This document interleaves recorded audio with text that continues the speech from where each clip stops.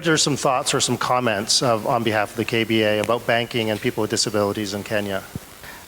In the study that happened in 2021, I think that was a culmination of also some efforts within the banking sector to start embracing sustainability. And of course, with sustainability drawing from the ESG, the S component of social, there is a component of financial inclusion in there. And of course, inclusion of what would term as special groups, women, youth, and people living with disabilities. So that study was actually, as I mentioned, is a culmination. So it was actually feeding into a program that is already existing in the industry. And therefore, it became very clear that even as we picked the study and started making use of the findings of the study, it was very easy for us now at the KBA to translate the findings into a roadmap. And also to get the buy-in of as many bankers as possible to be able to join in the transition, because that recognition that we need to onboard people living with disabilities became real, and it became also something of interest to many bankers. So it was easy for adoption right from the beginning. Our interest has been develop a roadmap, build capacity, and also prepare platforms for banks to generate products that actually serve these PWDs. I'm going to pass back to Samuel to talk about maybe the ideas of the KBA as it relates to the online experience and digital transactions and making efforts to make those more accessible, things like the PDFs or web pages or whatever. Out of the study then, we went into a roadmap, and the roadmap, over 30 banks out of the 39 banks that we have now have clear roadmaps in terms of enhancing accessibility to banking services by people living with disabilities. And under that roadmap then would spell out various activities that would have to be onboarded. And of course that includes also reviews of the websites because of the digital platforms, to also include an audio component within the website to be able to serve the deaf segment of clients. Then other initiatives that have also been rolled out include the development of ramps as you access banking halls. So now, even before the regulator required that all banks must have, banking halls must have ramps to access by people with mobility impairment, that was already within the roadmap of banks, and that roadmap gave a period of about 3 years. So up to 2024, the 31 plus banks will have actually implemented accessibility support initiatives for enhancing access to financial services.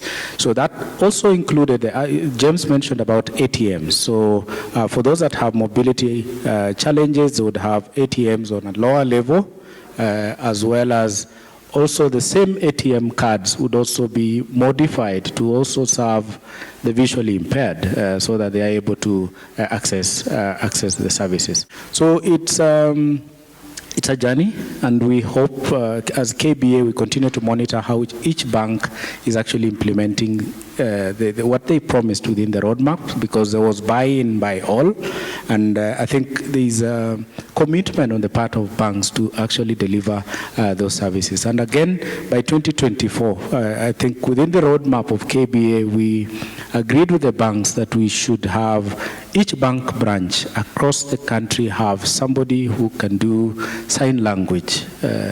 And I think that is being rolled out pretty well in collaboration with other agencies. And of course, we anticipate that come next year, by close of next year, should be reporting good progress in this space. Thank you. Let's shift a little bit now to talk about how people with disabilities are accessing not the banking, but the non-banking banking, right? We're talking about M-Pesa and the similar kinds of digital money, which is so pervasive here in Kenya, but is not as broad in other countries. Coming from last year alone, we had Africa transacting over $832 million on mobile money, and 90% of this, more than 90% of this, was from East Africa, which transacted over almost $500 million. And West Africa transacted around $300 million. So North and South Africa transacted just a little under $10 million. So clearly you can see how mobile money is so fast growing in East Africa, especially Kenya and West African countries. And we had to focus, we had to focus on where, how the dynamics of the system and how it's growing. We conducted something known as a usability experience study or survey or kind of research, where we had about 50 participants from the two countries, and we had persons with visual impairment, we had persons with hearing impairment, and then we had to compare their experience with persons who had no impairments at all. So we had to, compare major things like accessing, the Google Play Store or iOS, Play Store, whichever, where you'll get the app, how to download it, sign up, validate your account, and then start using it. And, there were just some applications which, a person with disability could not, proceed without any assistance. And, I think that's a gap that now needs to, we need to look into going forward. Yeah, thank you. And can you tell us some examples of the accessibility challenges that you noted, and tie them into the specific services? In the course of our research with the groups that were involved, the blind, the deaf, and those without disabilities, we found out a lot of instances where, for a blind user, there are unlabeled buttons and no proper way to find your way around. But between the two apps, we found one to be more usable or friendlier for the user than the other. Some of the apps, they have a lot of things. In one of the apps, I think the labeling for confirm was close. So when your reader reads close, it's actually supposed to be confirm, like confirm your details. So, which means if you're not assisted and you have sight impairment, it means you'll probably have to keep closing or going back or trying to find the correct button to confirm your details if you're alone, which means basically you need to get some assistance so that you'll properly get into the app. So I think the major barrier, again, at this point for majority of the apps was validating your details and getting ready to use the app. Let's come back to Samuel and give you a chance to reflect on what you've heard about these services that are being provided by telecom companies in the digital money or mobile money space, and how does what are your thoughts as a representative of the more traditional banking moving into the future? Of course, we recognize the role of research in trying to bring out the challenges that the payment space and now with the integration of payment space, payment service providers with the banking services, I think it becomes even much more important in terms of research generating the insights that then bankers or financial institutions need to onboard even as they design products, because at the end of the day, the products have to be tailor-made. And of course, identification of the challenges within these products in terms of excluding some segments of the population need to be taken much more seriously. And I think as an industry in Kenya, I think we are very much committed in ensuring that no one is excluded in the provision of banking services. So when we talk about mobile service payment and of course onboarding of the same in the banking in the banking services, we through the collaborations that banks have structured with the mobile service providers, what we have seen, particularly in Kenya, is that there is feedback in terms of information relays, and I think entities such as Safaricom and Airtel have become very responsive to comments from industry, more like leaning in to listen to what are the challenges that continue to affect the uptake of mobile services. And modifications have come on board over time. So it's a journey, and that is increasingly becoming important because from this June, banks in Kenya will actually be reporting on their sustainability strategies, and that includes a component of promotion of financial inclusion of special groups, the women, the youth, people living with disabilities. That would come out much more stronger. And of course, that then continues to entrench the spirit of banks being sensitive to the needs of the clientele that they serve over time. And that is definitely informed from the research that we are doing, we have done, we are doing, and will continue to do going forward. Thank you.